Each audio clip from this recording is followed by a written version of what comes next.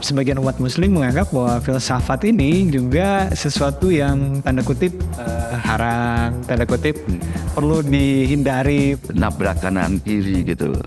Udah jelas sunnahnya dia tabrak misalnya, udah jelas Al-Qur'annya dia tabrak. ChatGPT itu membuat kita nggak ada harganya.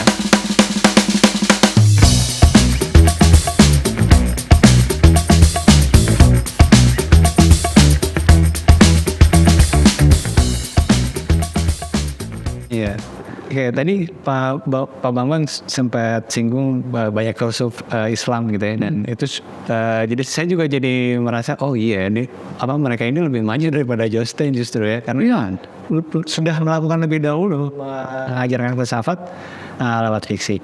Tapi kemudian perkembangan hari ini bagi umat muslim terutama, sebagian umat muslim menganggap bahwa filsafat ini juga sesuatu yang tanda kutip haram, tanda kutip perlu dihindari, perlu kalaupun mau mempelajarinya harus dengan hati-hati dan sebagainya. Juga ada pertanyaan, apakah bisa filsafat itu justru bisa meningkatkan keagamaan kita? Gini, Al-Ghazali gini. Kenapa Al-Ghazali? Mungkin sumbernya dari Al-Ghazali yang nulis Ta'afutul Falasifah. Tapi orang tidak pernah melihatnya dari konteks saat itu. Konteks saat Al-Ghazali hidup itu abad 9, itu filsuf itu udah kayak filsuf itu kayak pengacara. Oke. Al-Ghazali sendiri di Nizamiyah itu dia sekolah di Nizamiyah agar dia bisa mengerti filsafat dan dia menjadi pengacara kayak gitu. Jadi pengacara itu kayak gini, sistem pengadilan mereka itu perdebatan di zaman Abbasiyah waktu itu. Jadi orang yang pintar ngomong, logikanya bagus dan lain sebagainya, itu yang dibiasiswai oleh itu. Jadi gini, setiap bulan tertentu di Madrasah Nizamiyah itu orang-orang kaya, anak pangeran, raja, menteri dan lain sebagainya itu datang ke Nizamiyah untuk melihat kemampuan santri Nizamiyah. Mana yang lebih hebat ngomongnya dan lain sebagainya. Nanti dia dibiayai, dibiasiswai. Nah, sampai dia lulus, kalau lulus dia menjadi kodinya keluarga itu. Yang ketika ada persoalan pengadilan, mereka yang maju. Karena itu dalam catatan waktu itu, abad 9, abad 8, abad 9 itu disebutkan filsuf itu menjadi seperti pengacara yang dia bisa mainin yang baik jadi tidak baik. Jadi kayak sofis di zaman Yunani. Sofis. Gitu. Dan tentu saja lawannya adalah para fuqaha. Gitu ya. Makanya para fuqaha kemudian mengharamkan filsafat dan lain sebagainya. Ini cuma persoalan lapak saja sebenarnya. Nah, Al-Ghazali tentu belajar itu gitu sebenarnya. Dan Al-Ghazali mendapatkan ketenaran, reputasi, pencapaian jabatan dan sebagainya karena belajar dari sistem Nizamiyah. Jadi dia di Nizamiyah lulus di bawah Al-Juwaini, kemudian dia jadi pengajar utama, lalu dia menjadi rektor di Nizamiyah pusat. Jadi dia juga menciptakan semua sistem itu. Cuma ada satu masa para filsuf ini terlalu serius ancamannya bagi yang lain, mungkin merelatifkan banyak hal. Makanya dia hantam dengan Ta'afutul Falasifah. Tetapi kalau kita lihat di di Munkid Minad Dhalal misalnya, Al-Ghazali tidak semuanya tidak mengharamkan semua filsafat. Cara mikir, logika misalnya, itu masih digunakan oleh Al-Ghazali. Iya. Yang dia haramkan itu cara mikir filsafat yang nabrak kanan kiri gitu. Udah jelas sunnahnya dia tabrak misalnya, udah jelas Al-Qur'annya dia tabrak. Yang udah jelas Al-Qur'annya itu misalnya ya sudah jelas diceritakan ada kebangkitan fisik di akhirat nanti.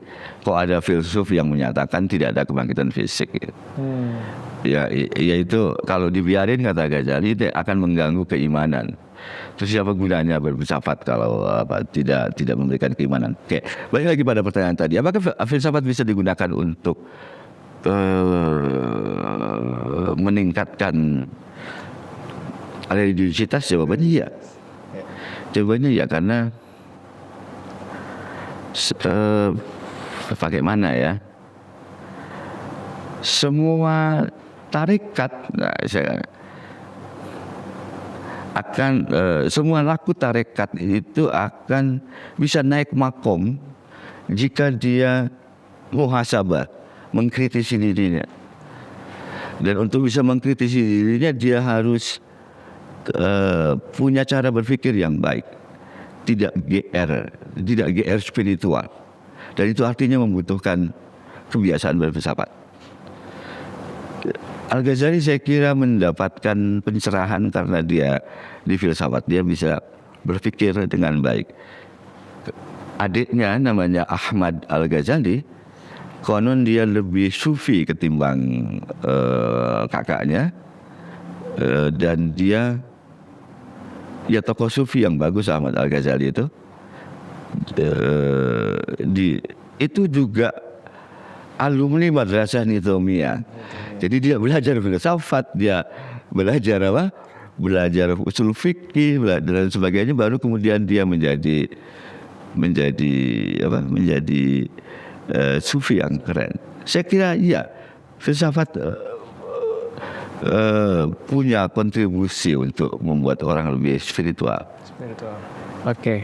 Nah, setelah kita ngobrol soal sejarah nih, tadi kan banyak banget Pak Beki ngobrol soal sejarah, terutama sejarah filsuf di Islam. Nah, kita bicara soal apa yang kita hadapi hari ini. Kita memasuki era yang disebut VUCA, yang intinya itu ketidakpastian, bahwa segala sesuatu ini yang dulunya sangat mudah sekali untuk dipahami, hari ini untuk memahami realitas itu perlu berlapis-lapis gitu dan sebagainya. Ada begitu kompleks, begitu ambigu, sangat cair, mudah berubah dan sebagainya. Nah, salah satu caranya untuk menghadapi ini katanya dengan sikap atau menumbuhkan critical thinking, yang mana itu juga bagian dari filsafat. Nah, mungkin Prof. Beki bisa jelaskan kaitan antara berpikir kritis atau critical thinking dengan filsafat. VUCA ya. Ya. Oke, critical thinking deh. VUCA itu jawabannya critical thinking. Semua orang bilang kayak gitu. Terus gimana caranya belajar critical thinking? Apakah ada satu mata kuliah critical thinking? Sekarang iya ada, tapi dulu itu enggak ada. Dulu itu kami dapatkan critical thinking dari membaca buku-buku filsafat. Saya pernah nanya ke misalnya Mas Setio Wibowo, Romo Setio bilang, yang kamu dapetin ke si Martin, yang kamu dapetin dari filsafat apa sih? Cara mikir. Jadi pada saat kita membaca buku-buku filsafat itu, Sofi, buku Prozac, buku segala macam, buku-buku Iqbal dan lain sebagainya, waktu itu kami nggak ngerti, materinya nggak ngerti, karena rumit segala macam gitu. Tapi kok lama kelamaan kita nemuin diri kita kok punya cara berpikir yang baru ya gitu. Jadi membaca buku-buku filsafat itu ternyata mencetak cara mikir kita, yang kemudian orang sebutnya sebagai cara berpikirnya kritis. Terus kita mikir, kita nggak pernah belajar kursus atau belajar critical thinking itu apa gitu. Terus saya konfirmasi ke si Martin misalnya, Martin, apa yang kamu dapetin dari filsafat, dari belajar filsafat? Materi enggak, karena kita sama-sama pelupa. Kalau dia maksudnya lebih ingatannya lebih hebat. Misalnya ini tahun sekian, kalau saya malah nggak lupa. Kalau dia ingat. Martin Surajaya. Iya, tapi yang saya dapetin adalah cara berpikir. Materi-materi itu hilang, detail dari pemikiran itu hilang, tetapi caranya mikir itu didapetin dari ngikutin satu tokoh, ke tokoh yang lain. Oh, tokoh ini ngomongin kayak gini, lalu dikritik sama yang ini, kemudian dijawab gini, menghasilkan sesuatu yang baru dan seterusnya. Itu yang membentuk apa yang disebut dengan critical thinking. Saya tanya ke Romo Setio misalnya, apa yang didapat dari filsafat? Gak ada, kita nggak dapat banyak kecuali kerangka mikir, kerangka mikir. Nah, jadi kalau ngomongin critical thinking, sebenarnya hal yang paling gampang untuk didapatkan oleh kita adalah membaca buku filsafat. Nah, tapi kita balik lagi yang tadi. Intinya bukan pada materi, tetapi pada alur mikir. Alur mikir itu loh. Pikir ini alurnya dari sini ke sini ke sini, kemudian ini dihantam juga pakai alur lagi, diterima dan seterusnya. Nah, kalau pada alur bukan pada materi, maka fiksi memungkinkan untuk jadi ruang masuk bagi alur itu. Gitu. Jadi Fuka ya, itu yang pertama. Kalau ngomongin critical thinking, saya sih walaupun saya sebenarnya lagi nyiapin apa, gimana caranya ngajarin critical thinking, karena mahasiswa sudah mulai kami rasa perlu untuk belajar critical thinking. Walaupun tadi ketika kita rumusin kuliah critical thinking, terus ada yang nanya kan, emang kamu dulu belajar critical thinking dari mana? Ya enggak juga ya, saya bilang. Enggak ada kan. Ada dulu logika ya. Logika. Tapi logika itu kan cuma bagian terlalu formal. Nah, yang bagian yang Fuka ini sekarang realitas itu berlapis-lapis, tidak pasti dan seterusnya. Kata filsafat semua juga kayak gitu dulu kita. Sebetulnya dari dulu gitu. Dari dulu juga kayak gitu. Di buku ini misalnya bagian mitos disebutin kayak gitu kan. Misalnya gini, di Yunani itu ya kebenaran itu ya bisa disebut berlapis-lapis tergantung siapa yang jawabnya kan. Apakah asal muasal laut ada Oceanus? Apakah asal muasal bumi ada Gaia? Apakah asal muasal petir beda lagi gitu? Itu kan bisa disebut sebagai tidak tentu dan berlapis-lapis. Makanya kata Sokrates, ketika ada orang datang ke Sokrates, apakah saya membunuh ayahku, kata orang itu dosa atau tidak untuk orang Yunani, untuk hukum Yunani? Kata Sokrates, tergantung imanmu pada siapa. Kalau sama Zeus kamu tidak berdosa, karena Zeus juga membunuh bapaknya. Itu kan karena Zeus membunuh bapaknya kan. Itu kan artinya kebenaran waktu itu ya tergantung, perspektif banget gitu loh. Lalu orang sebutnya sebagai berlapis-lapis. Nah, dari ketidaktentuan itu filsafat ngajak kita memikirkan untuk dapetin sesuatu yang relatif tidak berubah, walaupun dia bisa berubah, ditegakkan lagi dan seterusnya. Jadi dalam filsafat yang kayak gitu itu nggak baru juga, itu biasa kok gitu. Nah, tapi kita balik lagi yang tadi, bahwa filsafat atau critical thinking dibutuhkan untuk zaman Fuka. Saya yakin itu benar. Apalagi misalnya jika dikaitkan dengan ChatGPT. Saya lagi senang ChatGPT. ChatGPT itu membuat kita nggak ada harganya. Orang kemarin ada teman yang bikin mau buat disertasi teori asal-usul alam semesta menurut Ibn Sina, dibandingkan dengan teori alam semesta dalam kosmologi modern sebelum Big Bang. Wah, itu kan rumit sekali kan, kalian bayangin kayak wah segala macam. Saya bilang, coba kamu masukkan itu ke ChatGPT. 1 menit udah ada.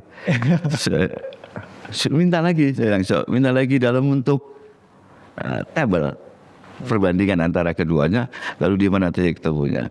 Cek itu 1 menit sudah ada.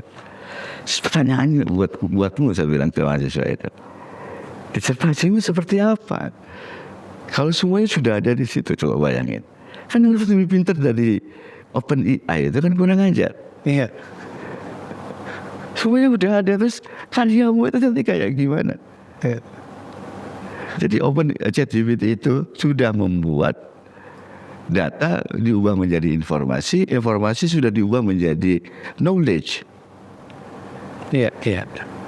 Nah, manusia itu dalam filsafat disebut hayawanun natik ya. Yang hidup, yang berpikir.